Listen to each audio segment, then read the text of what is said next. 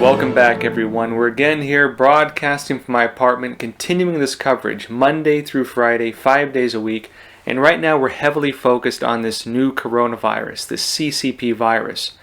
Today we're going to go over this new individual hired by Twitter. She's going to be the architect of their new censorship system. And we're also going to be speaking today with Alex Newmann. He's an award-winning reporter. He's going to be telling us about some of his investigations into the United Nations, and specifically how the Chinese regime has gained control. Before we get started, if you haven't already, please don't forget to like and subscribe. This show is being censored to an extent by YouTube.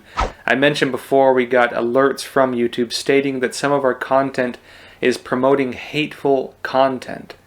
And so if you disagree with them, of course, we appreciate your support. Like and subscribe if you can. Also, when going to this channel, type in Crossroads with Joshua Phillip or just Crossroads in the search bar on YouTube to find this channel. Also, we have pages on Facebook, Twitter, and Instagram. You can also subscribe there. So we're going to start off with some coverage today on China. In China's Jilin province, the Public Security Bureau and the Education Bureau are now closed due to CCP virus infections. And this is according to government workers who spoke with the Epoch Times. And this is notably happening as the Chinese regime has begun a partial shutdown, a partial lockdown of Jilin province. And again, this ties into the broader picture of this possible second wave that the Chinese regime itself is even now warning about coming to China. There are also reports from China saying that many of these factories that are manufacturing face masks have since closed down. Now, the Epoch Times is reporting that because of the initial demand, a lot of these factories sprung up. I mean, hundreds of them almost overnight, and they've been going out of business now almost just as quickly. There have been some reports from the ground. They're saying that some of the masks there are basically no better than paper.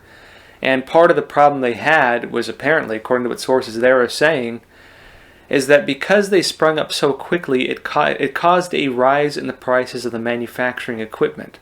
A lot of the factories that were manufacturing this didn't have the equipment to actually make them. They saw it as a boom industry at a time when factories were being shut down. So a lot of people jumped in on it. They did not have the materials for it. They did not have the manufacturing machines for it. And so a lot of them were apparently even making these things by hand. The world saw the consequences of that. And of course, many countries bought these low-quality masks, low-quality materials, found they were not usable, and have to deal with the situation now. Now, Radio Free Asia is reporting that Twitter cracks down on fake epidemic information and hires Chinese AI expert Li Feifei as sole director. Now, RFA reports that Twitter is looking to fight false information about the virus, much like we've seen apparently with Facebook and with YouTube. And they're looking for content that they can deem misleading and controversial, and will be marking this content with warnings.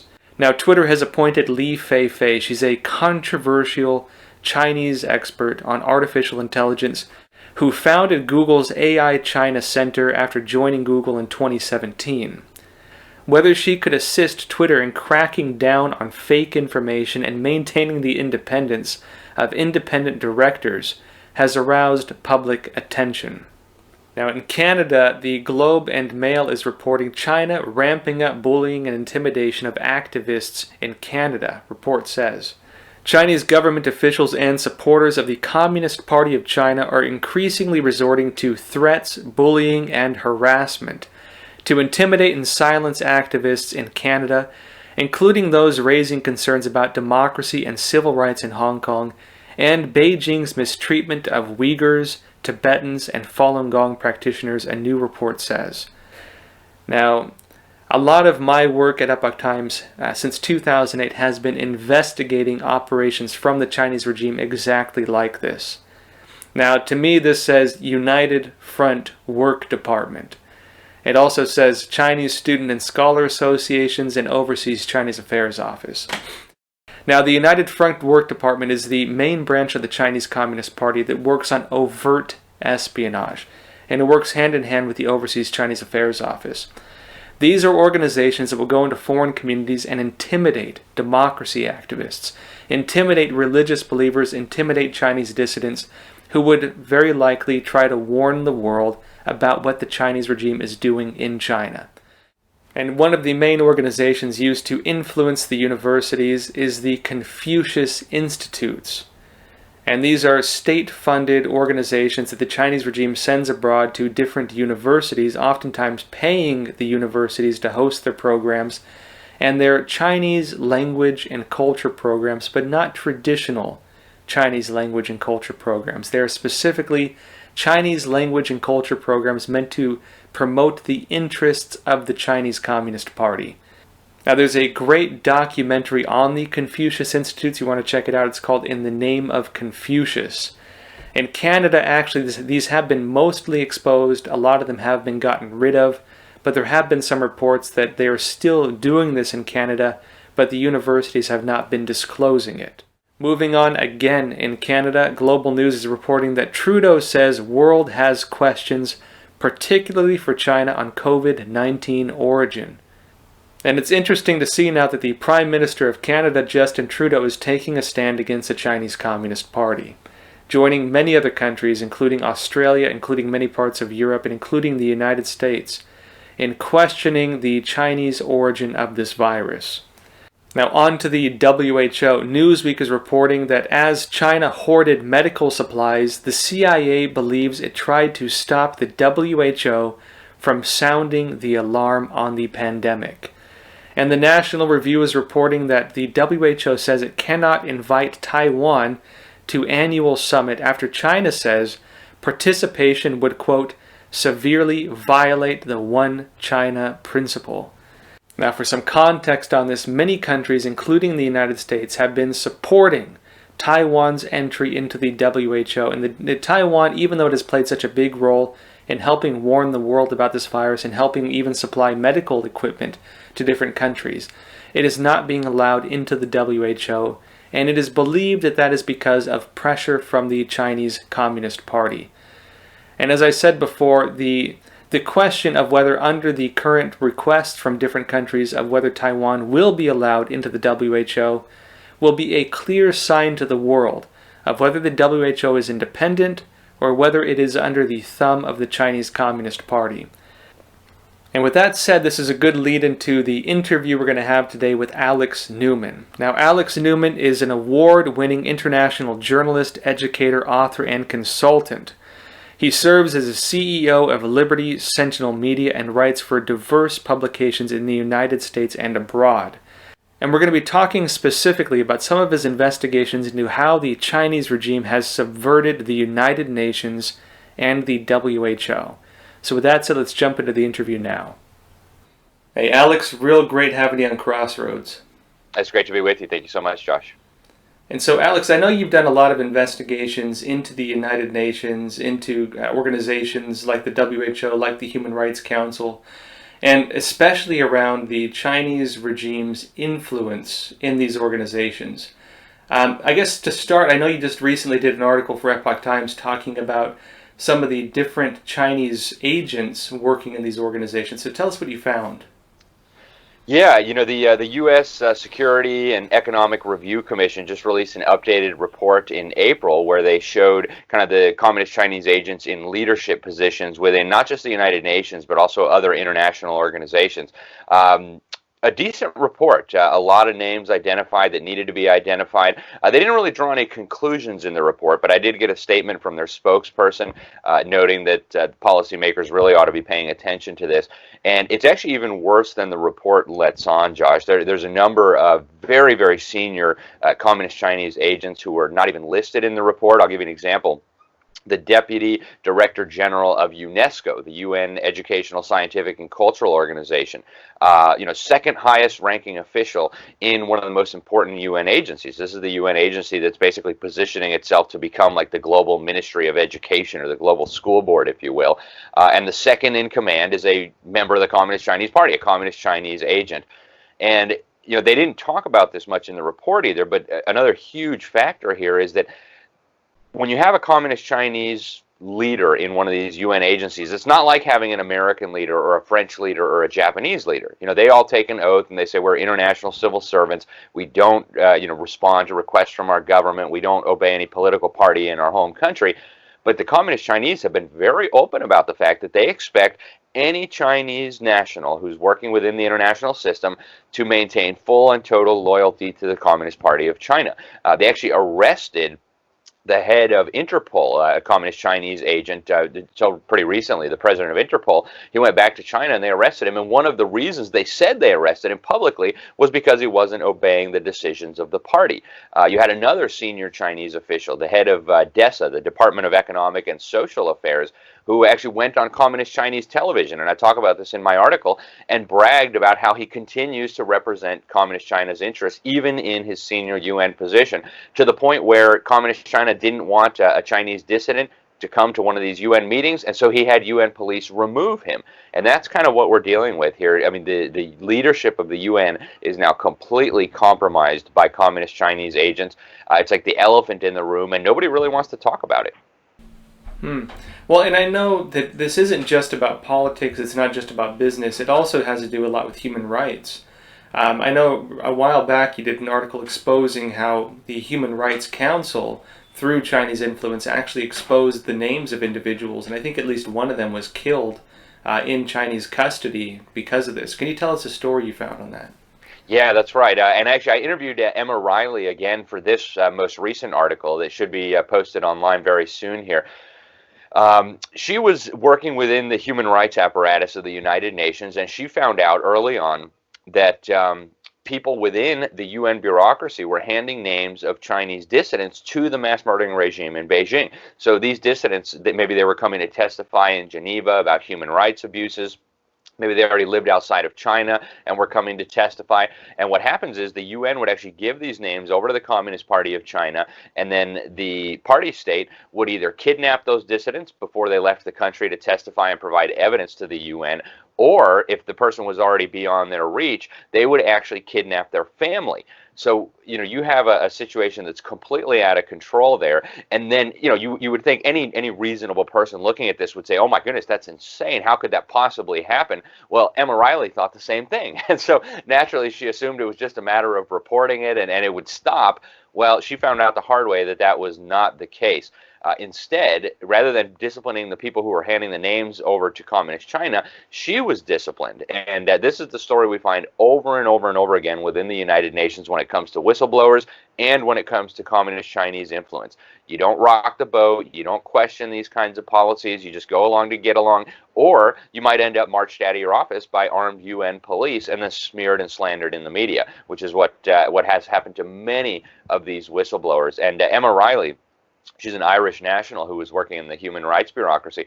She was actually involved in this incident where the Communist Chinese head of DESA, the UN Department of Economic and Social Affairs, had a Chinese dissident from the Uyghur Congress removed from the facility. She saw all this and she tried to intervene. She actually tried to get the Western governments involved. But of course, Communist China is just so powerful within the UN system now that it's like hollering into a hurricane. And when it comes to the UN, I mean, they're a complicated organization to crack. I mean, from a fair standpoint, we could assume that maybe it's just different countries coming together and they all have their own interests in doing so. Some of the Western countries, of course, they're pushing this whole globalist agenda. The Chinese regime is pushing this whole Chinese nationalist Communist Party agenda. And it seems that the Chinese regime has gained a large amount of influence within the UN, basically because it's prioritizing that to such a degree. How would you say the interests of the Chinese regime, how do they work within the UN, and how does the UN view that, as far as you've seen? Yeah, I mean, the UN was almost ripe for the pickings, right? And unfortunately, this is a problem that goes all the way back to the very beginning. Stalin was one of the key people involved in setting up the United Nations, and not a lot of people like to talk about that. You really don't read about that much in Western history books. And then on our side, we sent a guy, very, very influential. He used to be the head of the Carnegie Foundation, then later he went on to go work at the State Department, and he was a key figure in the establishment of the UN. He actually served as the first acting Secretary General, and he was the chairman of the conference that created the UN Charter. And later we found out he was actually working for Stalin, and so we even threw him into prison for that. So right from the very beginning, you had communist subversives right at the heart of UN power. And unfortunately, that never really went away. Now, it's true the U.S., just by virtue of the fact that it has been by far the largest monetary contributor, has been able to kind of keep some of that in check, and there's still a veto power. But the Communist Chinese have recognized the UN is basically at the center of global governance, as they themselves put it. And so they have now made a concerted, massive effort to infiltrate and take over these agencies. They actually set up what they call a School of Global Governance. That's the name of the school at the Beijing Foreign Service University, which is, the elite school to train up diplomats and spies and things like this.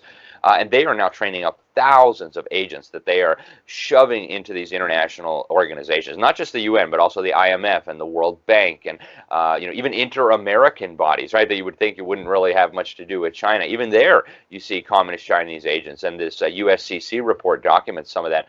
One of the goals of communist China is just to seize control of this architecture. They see it as very important, and depending on what UN agency, each one has a different function, but each one allows China to project its power way beyond its own borders. So UNESCO is a good example, right? They now have a major role to play in education systems around the world. In fact, they help national governments build education systems. They play a role in textbooks. I mean, it's an incredibly powerful organization. Trump actually withdrew us from that, which was, in my opinion, a very positive development, but still UNESCO is incredibly powerful.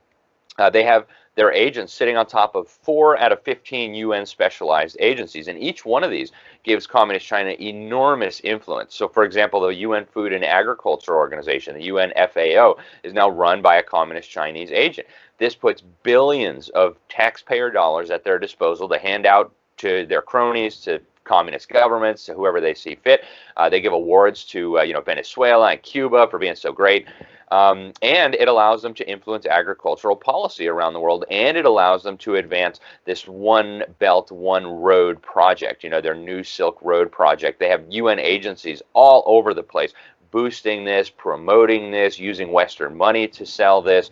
You also have UN leaders of, Chinese leaders in UN organizations that are promoting communist Chinese companies. Like the head of UNIDO, the UN Industrial Development Organization, is also a member of the Communist Chinese Party.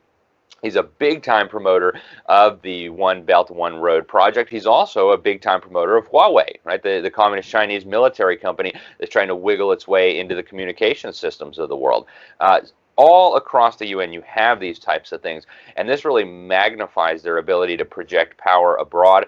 And it's gotten so blatant now where they'll put out press releases praising communist China. When we saw this recently with the World Health Organization, Tedros, right, elected with support, powerful support from communist China, basically just parroting communist Chinese propaganda. Oh, the communist Chinese did so good on coronavirus. Oh, they're doing so good on improving the health of their citizens.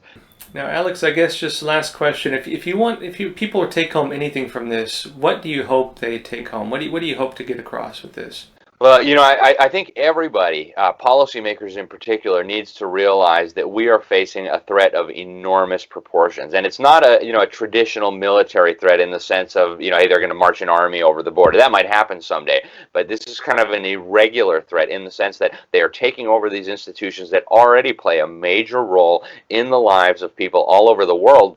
They're hijacking them, they're weaponizing them to subvert individual freedom, to subvert our cultures, to subvert our families, and that is extremely troubling. And now that this is kind of becoming more well known, there is this agenda, and I wrote about this in the Epoch Times back in September, an article on China's subversion of the United Nations, how there was an orchestrated effort to try to blame this problem on President Trump. I think there needs to be a very, very clear refutation of that idea. This was going on long before President Trump came into power, and actually President Trump has tried more than anybody in my lifetime, as far as U.S. government leaders are concerned, to put a stop to this. But I think the big takeaway, Josh, is we are dealing with an unprecedented, enormous threat that has the capacity, has the potential to further erode our individual liberty, to further erode our ability to govern ourselves here in the United States and in other, independent, self-governing countries, and that this threat must be dealt with. And how exactly it's dealt with, I mean, everybody's got an opinion on that. You know, some of the people I interviewed thought we needed new checks and balances. I think Trump has been pursuing a very, very wise strategy. I know he's getting a lot of criticism for this, but defunding and withdrawing from these UN agencies. But regardless of what approach we take for dealing with this, I think at this point it is beyond clear that we must address it. We must deal with it. We can't just put our head in the sand and hope this is going to go away. It's not going to go away. And if you put your head in the sand, you're going to end up having your butt bitten by totalitarians. And so we've got to take this seriously, Josh. And I think that's the big takeaway. Alex, a real pleasure having you on Crossroads. Thank you so much for having me, Josh. Always a pleasure. We are continuing these broadcasts Monday through Friday, 5 days a week. And if you want to join the premiere, you can join on YouTube at 10:30 p.m. And also, folks, some of you have asked what you can do about the situation with the Chinese regime and some of the issues we talk about here. The Epoch Times and NTD have launched a global petition calling for the investigation, condemnation, and rejection of the Chinese Communist Party. We have a new link for that petition. It's rejectccp.com. Again, rejectccp.com. Now, of course, you're encouraged to go there and sign it. If you want to go the extra mile, tell 5 friends or family about the petition.